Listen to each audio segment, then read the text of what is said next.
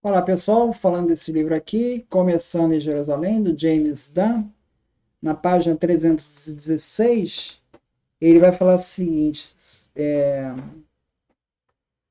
então, o movimento de Jesus, ele em si não marcou nenhum tipo de ruptura dentro do tecido diverso do judaísmo do Segundo Templo, ou seja, o cristianismo era mais uma heresia, mais uma seita, a herese, no sentido de a herese usada por Josefo, né, no sentido de um segmento. É mais um segmento dentro do judaísmo do Segundo Templo.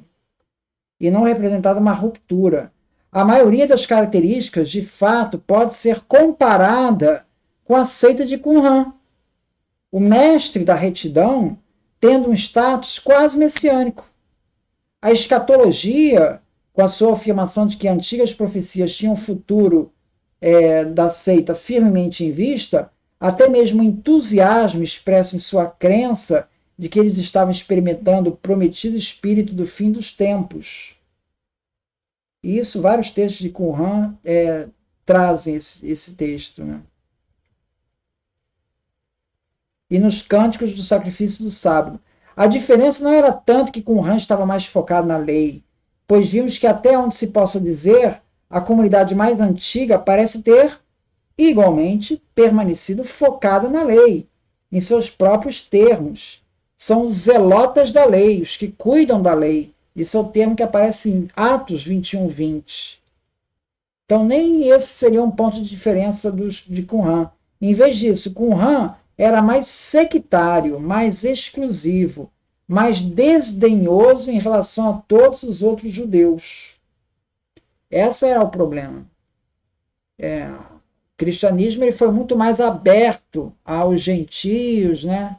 Ele foi muito mais aberto. Jesus teve uma abertura muito maior do que um essênio teria.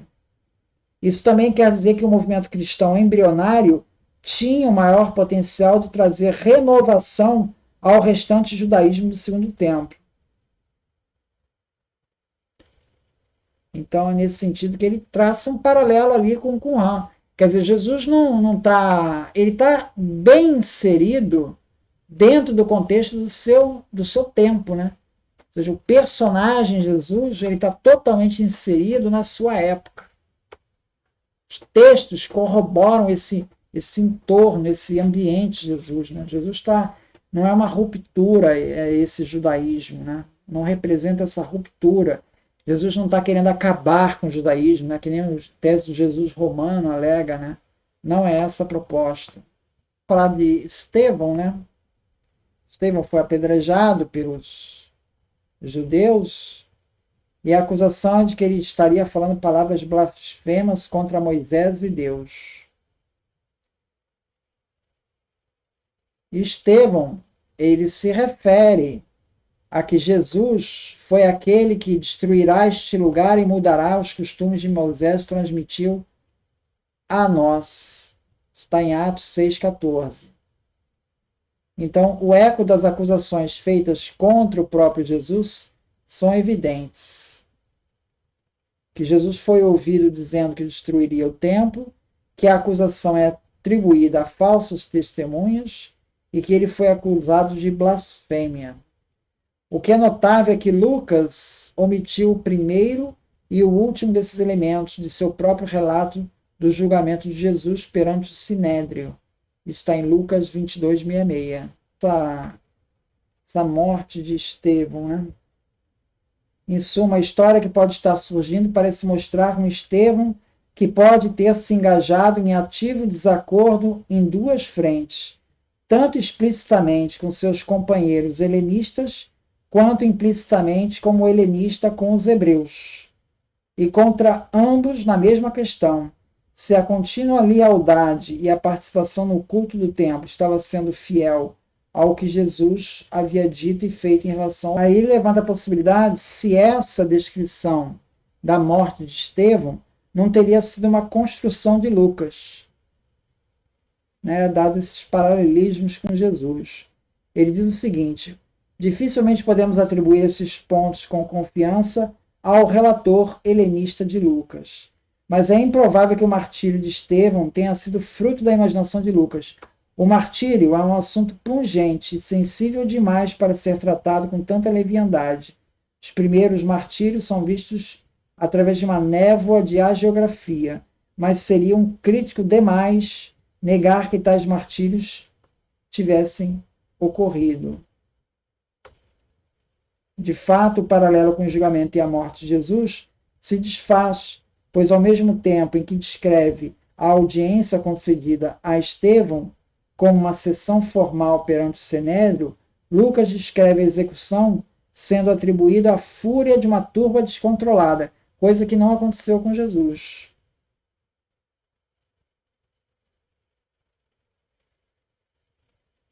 Também seria um tanto estranho se Lucas inventasse uma referência ao Filho do Homem exatamente nesse ponto e nenhum outro. A questão está além de uma prova sólida, mas quando juntamos as indicações das acusações feitas contra Estevão com as da cena de sua morte, cresce a probabilidade de que algo como o seguinte esteja no cerne histórico do episódio, que Estevão realmente foi lembrado retomando uma vertente negligenciada do ensinamento de Jesus, que era o anúncio da destruição do templo. Então, Estevão retomou esse assunto que foi levantado por Jesus e com isso causou um constrangimento para muitos na fase inicial do movimento. Lucas registra que um jovem chamado Saulo participou da execução de Estevão e que o mesmo Saulo, depois disso, assumiu a liderança na devastação da igreja. Que Paulo, estivesse de fato em Jerusalém, na época da morte de Estevão, é bastante provável, e suas próprias admissões como perseguidor-chefe dos crentes em Jesus tornam o episódio inicial plausível. Mas Paulo, como tal, não nos dá qualquer pista de tal envolvimento neste episódio. E o elo para a sequência, Atos 9, que o episódio fornece, é um pouco conveniente demais na sequência narrativa para termos certeza de que há mais do que isso. Assim, podemos apenas observar seus detalhes e passar para um terreno mais sólido. Assim, é comum a suposição de que Paulo, na verdade, combinou duas tradições separadas: a morte de Estevão e a perseguição de Paulo. Ele juntou isso nesse episódio. Então ele sugere sim que isso possa ser uma construção de Lucas, né? Ao se referir a Paulo. Com relação à morte e martírio de Estevão, remetendo a discussões, pontos levantados por Jesus, particularmente a distribuição do templo, ele atribui que isso dificilmente teria sido uma invenção do redator. Muito obrigado, então.